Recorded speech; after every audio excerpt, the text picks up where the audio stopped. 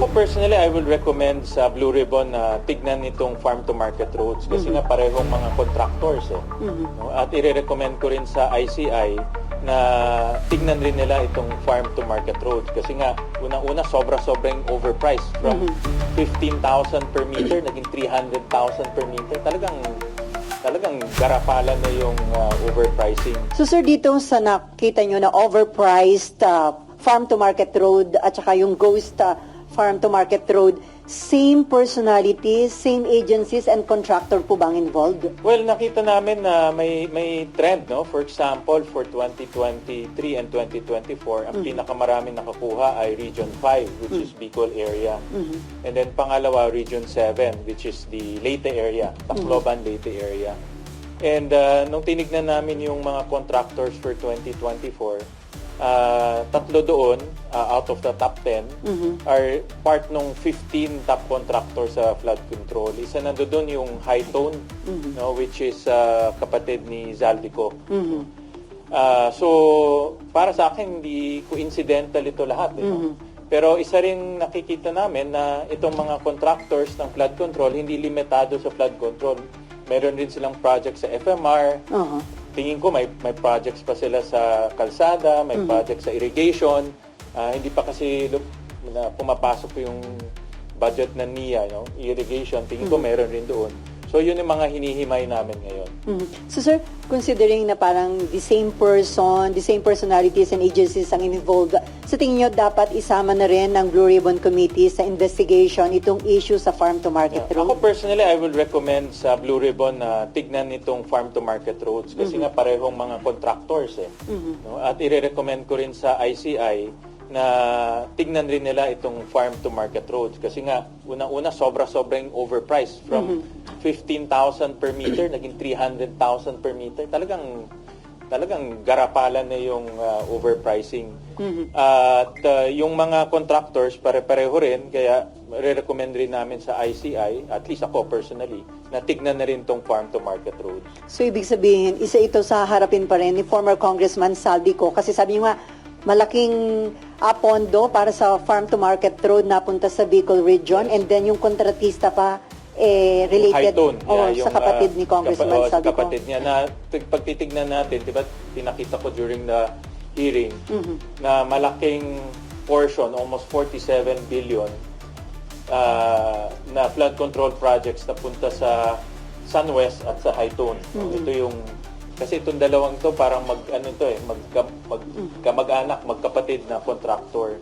At marami nga doon nakukuha rin nila sa unprogrammed appropriations. So maganda ma-expand na rin ng Blue Ribbon at ng ICI yung investigation.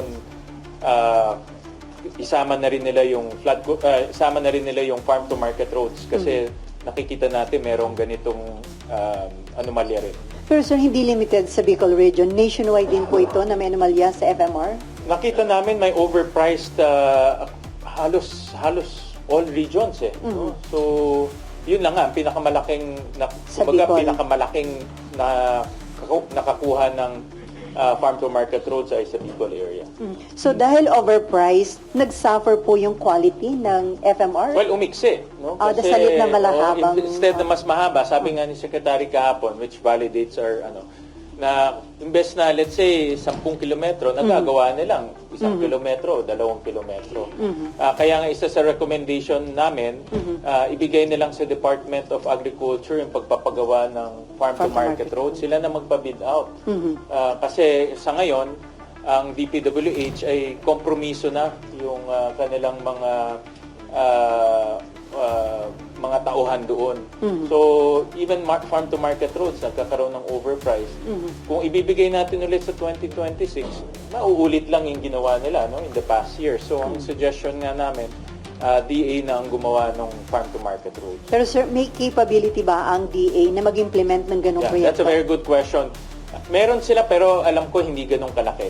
So, kailangan kaya humingi kami ng recommendation din kay Secretary Laurel kung kakayanin nila. Kasi mahirap naman ibigay tapos wala silang capability, matutulog lang yung pondo. So, he will get back to us. Pero nakikita ko mas amenable siya doon dahil kontrolado niya yung bidding at masisigurado may accountability kung may overpricing yan, siya accountable at masisigurado niya na tapos yung project. Sir, under proposed 2026 budget, magkano ang hinihinging budget para sa farm to market road at ibibigay niyo po ba yon considering itong natuklasan ng mga anomalya? Well, 16 billion ang hinihingi nila this coming 2026. Yun na nga, no, kung hindi nila maayos yung kanilang proseso or hindi maayos ng DPWH yung proseso, ako nagdadalawang isip rin ako ilagay yung 16 billion sa farm to market roads kasi mawawaldas lang yung pera no? So, ang aking challenge nga ni Senator Pangilinan, challenge ko rin kay DA Secretary, kay Secretary Tiu Laurel, na ayusin niya yung kanyang opisina para sila na mag-implement. Kaysa mawala. Kasi kung mawala, apektado yung buong agriculture sector natin. Paano tayo magde-deliver ng produkto? No? Pero hindi rin natin pwedeng maulit yung nangyari dahil maulit lang yung corruption. No? At tingin ko kasi hindi maayos ni Secretary Vince ang DPWH in the next 3 months, 4 months. Tingin ko matagal na pag-aayos to eh. Doon ako kinakabahan dahil yung pondong ilalagay natin doon, kung parehong tao lang ang mga gagawa nun, parehong corruption rin ang mangyayari. Yung nga sana yung tatanong ko, sir, kumbaga bakit ililipat sa DA? Ibig sabihin, under Secretary Vince, parang hindi pa rin kayo kumpiyansa na maayos ito. Ako, kumpiyansa naman ako kay Secretary Vince. No? Nakita ko na siyang magtrabaho. But yung, kasi sa laki ng DPWH, no? We're talking about ang budget ng DPWH, almost 800 billion. No? So, marami, thousands yung kanilang tauhan doon.